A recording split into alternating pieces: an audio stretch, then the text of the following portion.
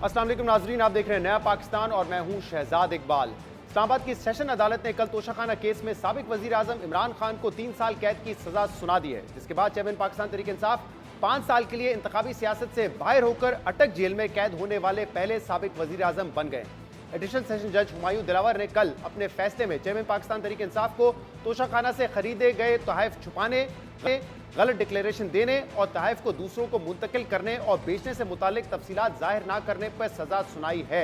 यानी सेशन अदालत ने अपने फैसले में चेयरमैन पाकिस्तान तहरीक इंसाफ को इस बात पर सजा नहीं सुनाई कि उन्होंने तोशाखाना से अरबों रुपए के तहफ इंतहाई कम कीमत पर खरीदे और दूसरों को बेच दिए। ना ही सजा इस बात पर सुनाई गई है कि चेयरमैन पाकिस्तान तहरीक इंसाफ ने जो तहफ खरीदे उनकी अदायगी चेक या पे ऑर्डर के बजाय कैश में की, और ना ही सजा तहफ पहले बेचने और फिर तोशाखाना में रकम जमा करवाने पर दी गई, बल्कि उन्हें सजा असासे छुपाने, गलत डिक्लेरेशन देने और तहफ की मुंतकिली की तफसीलात ना देने पर सुनाई गई है। अहम बात यह कि जहां एक तरफ इस फैसले में चेयरमैन पाकिस्तान तहरीक इंसाफ को बददियानत और झूठा करार दिया गया है, वहीं पाकिस्तान तहरीक इंसाफ का यह इल्जाम है कि इस केस में उन्हें फेयर ट्रायल का हक नहीं दिया गया। लेकिन दूसरी तरफ इस फैसले में इलेक्शन कमीशन में जमा कराए गए फॉर्म बी में डिक्लेरेशन का जो मयार तय किया गया है, उस पर सवाल उठ रहा है कि क्या कोई अरकान पार्लियामेंट इस मयार पर पूरा उतर भी सकता है या नहीं, क्योंकि जज हुमायूं दिलावर ने अपने तफसीली फैसले में अरकान पार्लियामेंट के लिए यह बेंचमार्क सेट कर दिया है कि अरकान पार्लियामेंट पर यह लाजिम है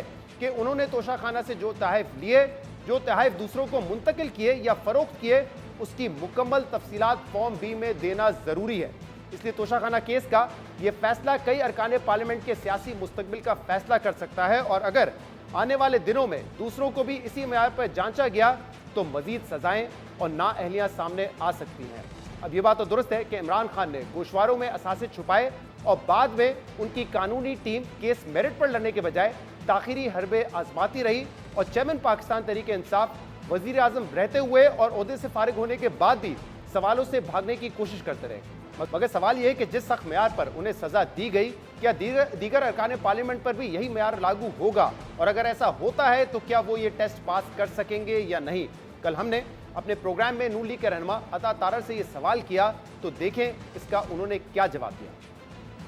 ये लिस्ट आप लोगों की हुकूमत के टाइम पे जारी हो चुकी है कि तोशाखाना में किस रहनुमा ने कितने तहफ लिए, पार्लियामेंटेरियंस भी हैं, दीगर लोग भी हैं। अगर वही स्क्रूटनी की जाए तो क्या आपको लगता है इन तमाम पार्लियामेंटेरियंस ने जो बड़े ओहदों पर रहे हैं उन्होंने ये डिटेल दी होंगी कि हमने कौन सा असासा लिया है, कोई असासा ट्रांसफर किया है? ये बहुत माइन्यूट डिटेल है, और अगर नहीं होंगी तो जिस तरह इमरान खान को सजा हुई है किसी और को भी हो जाएगी। फिर अब आपने अगर डिक्लेयर नहीं किए, किसी और ने नहीं किए होंगे, उस पर भी ये कानून लागू होगा, उसके लिए भी लागू होगा। ठीक है,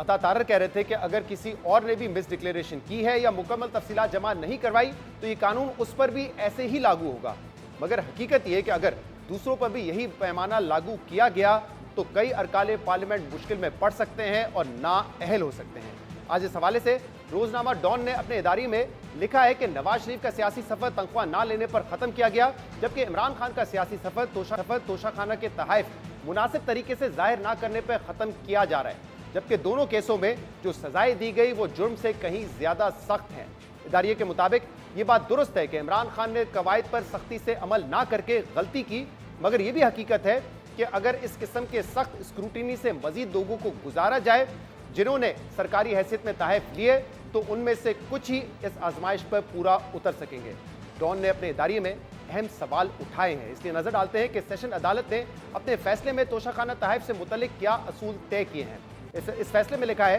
कि चेयरमैन पाकिस्तान तहरीक इंसाफ ने यह तस्लीम किया कि उन्होंने तोहफे बेच दिए थे या आगे गिफ्ट कर दिए थे, इसलिए उन्हें जाहिर करना जरूरी नहीं समझा। मगर इनका यह दिफा बिल्कुल गलत है, जिसे किसी सूरत तस्लीम नहीं किया जा सकता, क्योंकि असासों की तफसीलात फॉर्म बी के सीरियल 2J में यह लिखा है कि जो असासे दूसरों को मुंतकिल किए जाएं उनकी तफसीलात जाहिर करना भी लाजिम है। फैसले में लिखा है कि अगर ये असासे फरोख्त कर दिए जाएं या किसी और को तोहफे में दे दिए जाएं तो भी इसकी तफसीलात जाहिर करना जरूरी है। इसलिए यह साबित होता है कि मुल्जिम ने साल 2019-20 के गोशवारों में गलत डिक्लेरेशन जमा करवाई। इसके अलावा फैसले में लिखा है कि मुल्जिम ने यह मौक़िफ़ अपनाया कि क्योंकि फॉर्म बी में तोशाखाना के तहफ का अलग से कोई खाना नहीं है, इसलिए उन्होंने खुद से इन तहफ का जिक्र प्रेशियस आइटम यानी कि कीमती अशिया के तौर पर कर दिया। मगर ऐसा करना दुरुस्त नहीं है, क्योंकि फॉर्म बी के सीरियल नंबर 2C में बैरून मुल्क से मिलने वाले या बैरून मुल्क से लाए गए असासों की तफसील जाहिर करना जरूरी है। और तोशाखाना से मिलने वाले तहफ़ इसी के तहत यानी कि 2C के अंडर आते हैं। इसलिए ये मुल्जिम ही बेहतर जानता है कि उसने असासों की तफसीलात जाहिर करने के बजाय इन असासों की नौयत, कीमत और तफसील से छेड़छाड़ करने की कोशिश क्यों की। अब ये बड़ा अहम मामला है क्योंकि इस जजमेंट में ये कहा गया है कि जो तहफ़ आपको बैरून मुल्क से मिलते हैं यानी जिसमें तोशाखाना के तहफ़ भी आते हैं, उनको सेक्शन 2C में डालना, फॉर्म बी के 2C में डालना लाजमी है। अब ये वो मयार है जो सेशन अदालत ने तय किया है, मगर इस मयार पर कई अरकान पार्लियामेंट का मुस्तकबिल मुश्किल में पड़ सकता है। वैसे तो इस मयार पर किसी का पूरा उतरना मुश्किल है, लेकिन हम टेस्ट केस के तौर पे 2 साबिक वज़ीर आज़म और हुकूमत के एक सीनियर वजीर की मिसाल आपके सामने रखते हैं। और सबसे पहले बात करते हैं साबिक वज़ीर आज़म नवाज शरीफ की, जो वैसे तो 62(1)(f) के तहत ना अहल है, लेकिन साल 2015-16 में तोशाखाना से उन्होंने कीमती तहफ़ हासिल किए थे। 13 जनवरी 2016 को साबिक वज़ीर आज़म नवाज शरीफ और उनकी बेगम कुलसूम नवाज साहिबा ने एक घड़ी, पेन, अंगूठी, ब्रेसलेट और नेकलेस तोशाखाना से गिफ्ट के तौर पे हासिल किया था, जिसकी मालियत का तखमीना उस वक्त लगाया गया था 9 करोड़ 10 लाख रुपए, और उन्होंने जो अदायगी की थी वो 1 करोड़ 84 लाख रुपए थी। इसके अलावा इसी साल 13 फरवरी 2016 को प्राइम मिनिस्टर नवाज शरीफ को एक तोहफे में घड़ी, पेन, गोल्ड रिंग और कफलिंग्स दिए गए जो कि गोल्ड और डायमंड के थे, और उसकी जो मालियत का तखमीना लगाया गया था वो 1 करोड़ 60 लाख रुपए था, और जो इसकी अदायगी की गई थी नवाज शरीफ साहब की तरफ से वो 32 लाख रुपए थे, यानी कि तकरीबन 20% जो है वो इसकी अदायगी की गई थी। अब ये अहम तहफ़ हैं, इसके अलावा भी बहुत सारे तोहफे हैं लेकिन उनकी मालियत कम है। हमने जो बड़े तहफ़ हैं वो सामने रखे आपके साल 2015-16 में। लेकिन अब अगर आप नवाज शरीफ साहब के फॉर्म बी पर नजर डालते हैं जो उन्होंने इलेक्शन कमीशन ऑफ पाकिस्तान में जमा करवाए थे, और ये असासे 30 जून 2016 तक के हैं, तो इसमें कहीं पर भी आपको इन तहफ़ की डिटेल नहीं नजर आएगी। किसी सेक्शन में भी उन्होंने इन तहफ़ को डिक्लेयर नहीं किया है जो उन्होंने हासिल किए और उस साल उनकी बेगम ने हासिल किए। इसमें सबसे अहम सेक्शन 2C है जो कि बात करता है एसेट्स ब्रॉट और रेमिटेड फ्रॉम आउटसाइड पाकिस्तान, जिसका जिक्र अपनी जजमेंट में भी हुमायूं दिलावर साहब ने किया है कि जो असासे आपने तोशाखाना में हासिल किए हैं उनको सेक्शन 2C में शामिल करना ज़रूरी है। लेकिन आप देख सकते हैं कि इन दोनों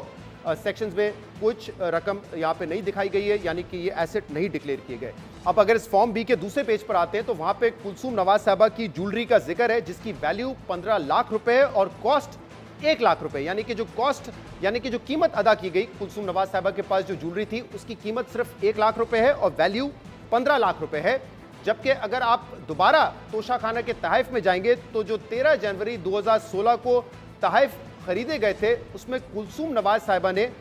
1 करोड़ 8 लाख रुपए की ज्वेलरी रखी थी अपने पास, खरीदी थी। ये वो कॉस्ट है जो उन्होंने पे की थी, आप देख सकते हैं अपने स्क्रीन पे। 1 करोड़ 8 लाख रुपए उन्होंने अदा किए थे ज्वेलरी रखने के लिए। लेकिन फॉर्म बी में जो नवाज शरीफ साहब का फॉर्म बी है उसमें कुलसूम नवाज के पास जो वैल्यू दिखाई गई है ज्वेलरी की वो सिर्फ 15 लाख रुपए की है, यानी कि क्लियरली ये भी केस ऑफ मिस डिक्लेरेशन और फॉल्स डिक्लेरेशन का है। अगर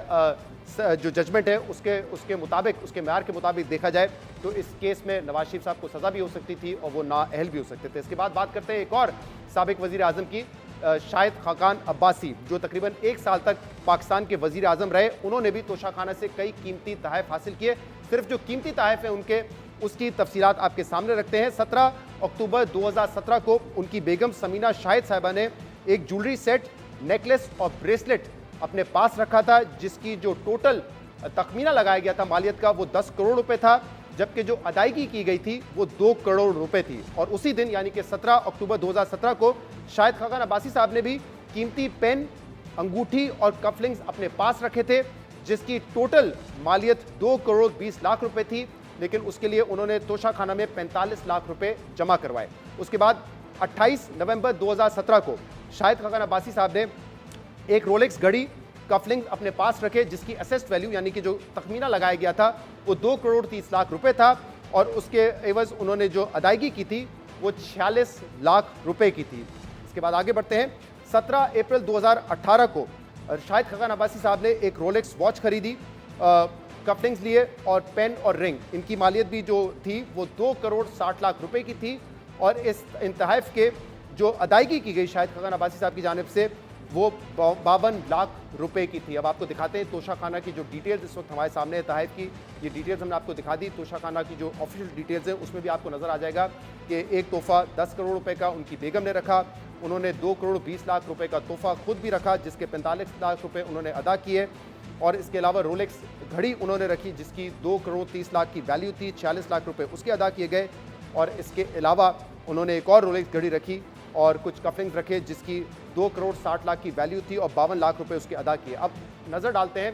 शाहिद खाकान अब्बासी साहब के फॉर्म बी पे जो उन्होंने जमा करवाया है 30 जून 2018 तक, और इसमें ये तमाम तहफ़ होने चाहिए थे जो जजमेंट कल आई है हुमायूं दिलावर की उसके मुताबिक, लेकिन आप देख सकते हैं कि इस पूरे फॉर्म बी में इन तहफ़ का कहीं जिक्र नहीं है। सबसे अहम नुकता दोबारा आपको 2C दिखाते हैं जिसमें वो तहफ़ जो कि बाहर से पाकिस्तान आए हैं और तोशा खाना के तहफ़ होने चाहिए थे हुमायूं दिलावर की जजमेंट के मुताबिक, लेकिन शाहिद खाकान अब्बासी साहब ने यहाँ पे कोई एंट्री शो नहीं की है। इसके अलावा एक और सेक्शन इस फॉर्म बी का है 2J, और उस हवाले से भी